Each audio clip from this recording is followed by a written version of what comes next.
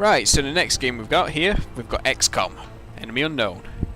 So, just to warn you, I've not played the PC version. I don't know how different it is to the console versions. Like, I'd say from looking at videos, it's more or less the same. So I wouldn't worry too much. So, XCOM Enemy Unknown, this is a remake of the original. This game is a turn-based strategy game. If you've been following my channel, I've been doing a small let's play of the game, and it basically shows off everything in it.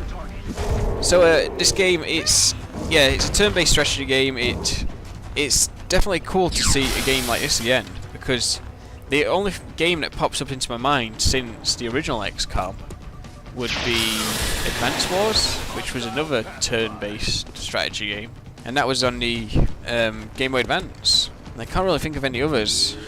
Maybe Fire Emblem or something, I don't know. So what this game is about, it's just aliens are coming to attack Earth and we don't know why. So you command the last line of defense, which is like a special forces unit. You have to defend the Earth from all the aliens, shoot down UFOs, save people on terror missions, get rid of bombs and stuff from the cities, and just try and keep the world at a safe level. Keep everyone safe as much as possible.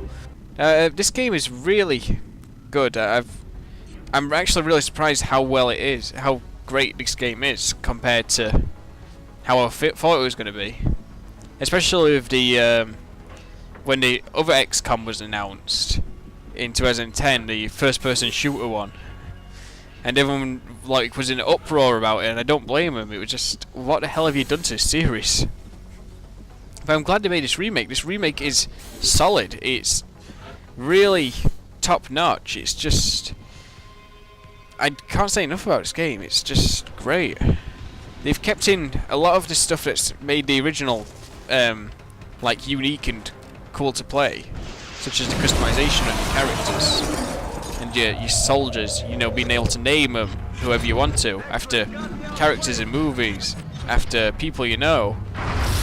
Or just like using ascended names even, and it's just cool to make these cool little stories about them. Have this story being made for them. Like, you could have your best friend in there and he gets killed, and then you've got a story to tell how your best friend went and got slaughtered by like some grey man, or like how your friend went in and heroically blew himself up to take out 4 aliens at once. It's just really fun. They've got all the original aliens in, I think. There might be 1 or 2 that might not actually be in the game, but I'm not sure. And it's a good challenge to the game, because, you know, it's not super easy.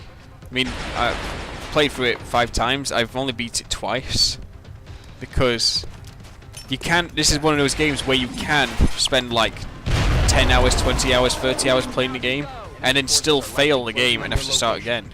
That might frustrate some people, but I think it's cool to have that. There's not many games that do that at all. To have that game over scenario where you can't win at all. They still have all the other things in there as well that was in the original game. You have like the ability to research everything you find.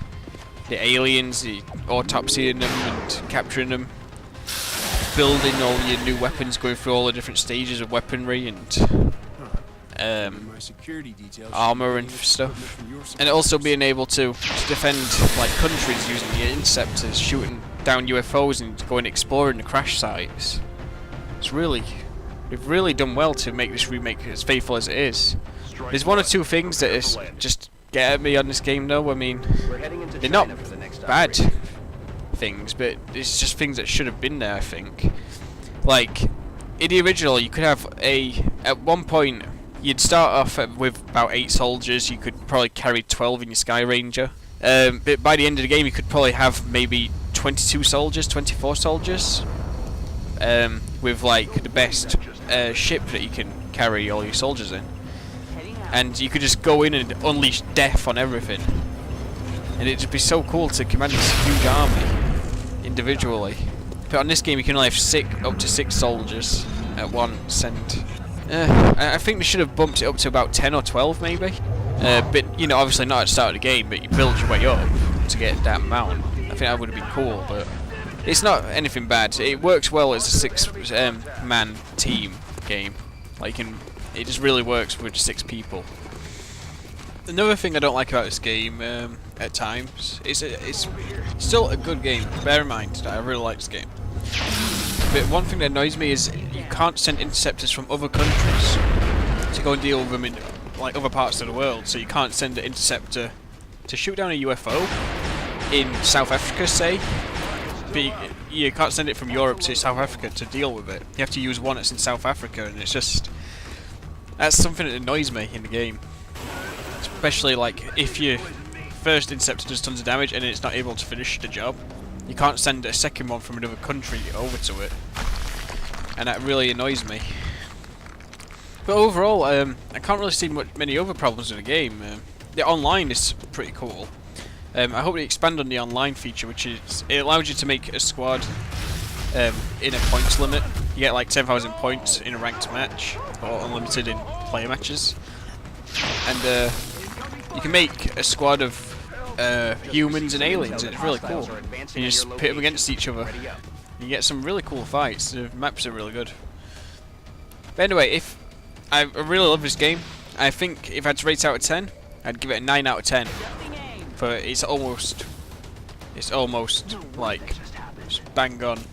They're in the right direction. If they should definitely make another one if they are going to make more like this one, and just improve on it, and it'll just be a perfect 10. This is probably my game of the year so far. The only contender that I can see would be Halo 4. So I definitely recommend you should either buy this game, or you should go and try out one of the demos. There's a demo on the consoles for it. There is also one on Steam that you can download and have a go on.